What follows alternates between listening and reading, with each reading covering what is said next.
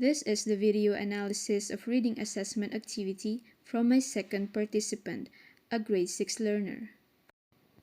Publishing the information limiting prior reading to ensure the accuracy of the procedure and providing a suitable environment without parental guidance are the guidelines to ensure the validity and authenticity of the reading assessment.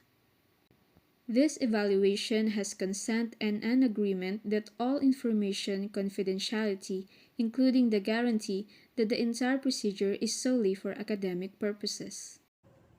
God help those who help themselves.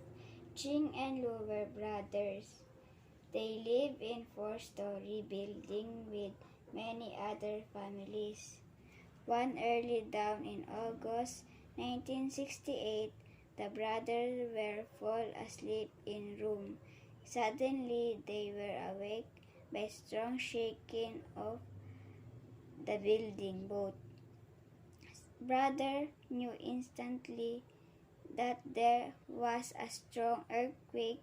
In a second, they found themselves buried under tons of brick, cement, and food. Ching and Lu could hardly move. Come, Lu, Ching said, let us try get out. How can I when can hardly move? Whispered Lu. Try, dear brother, and pray, Ching said. But Lu did not move. On the other hand, Ching tried to get out of mound of rock and wood. He prayed to God to help later. He touched the side of the wall. He got a piece of rock and tried to pound on it with all his might. A miracle, cried Ching, has heard someone pounding outside in the wall. They heard me. At last, I'll save. After long hour of waiting, Ching saw a hole on the wall. Soon he felt a strong hand drawing him out on the wall.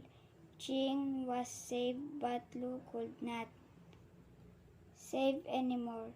Help came too late for Lu. He died along with hundreds of people who buried in the building by the strong quake that August dawn. Many people were saved like Ching. They believed that God would not forsake them if they helped themselves. God helped them in it. God help those who help themselves. The reader mispronounced helps as help and mispronounced themselves as themselves. She also omitted the word by as well as the name of the author. Ching and Lu were brothers. They live in four-story building with many other families. She mispronounced lived as live and omitted a.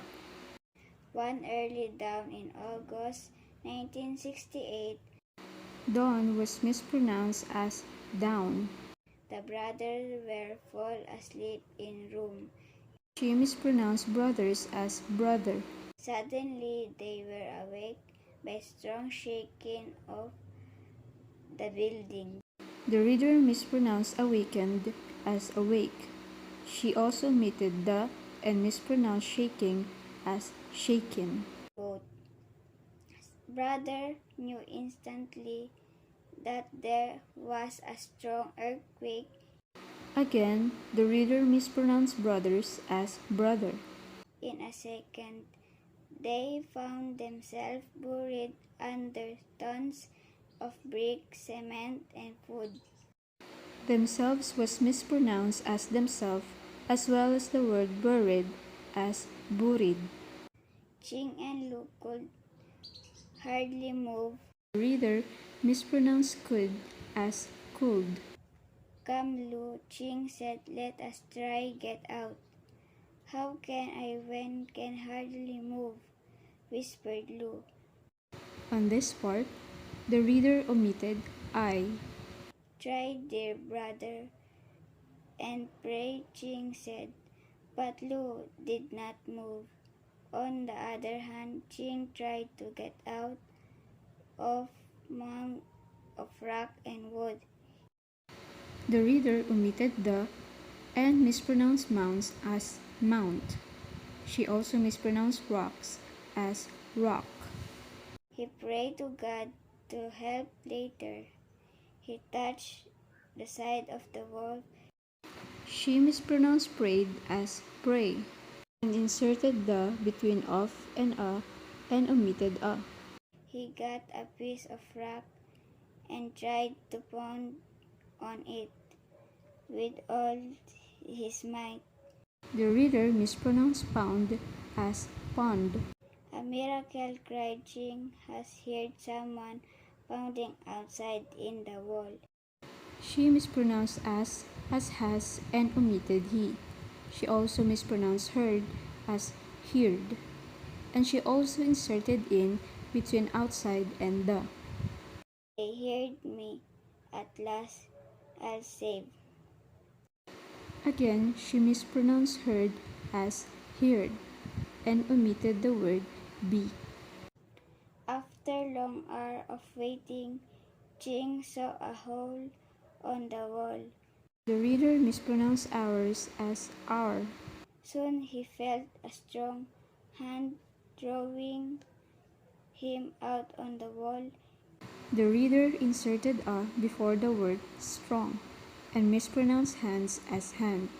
She also mispronounced drawing as throwing and omitted the word of. She also inserted on between of and the. Jing was saved, but Lu could not save anymore. Help came too late for Lu. He died along with hundreds of people She mispronounced hundreds as hundred. who buried in the building by the strong quake. The reader mispronounced buried as buried. That August down. Again, she mispronounced dawn as down. Many people were saved like Jing. They believed that God would not forsake them.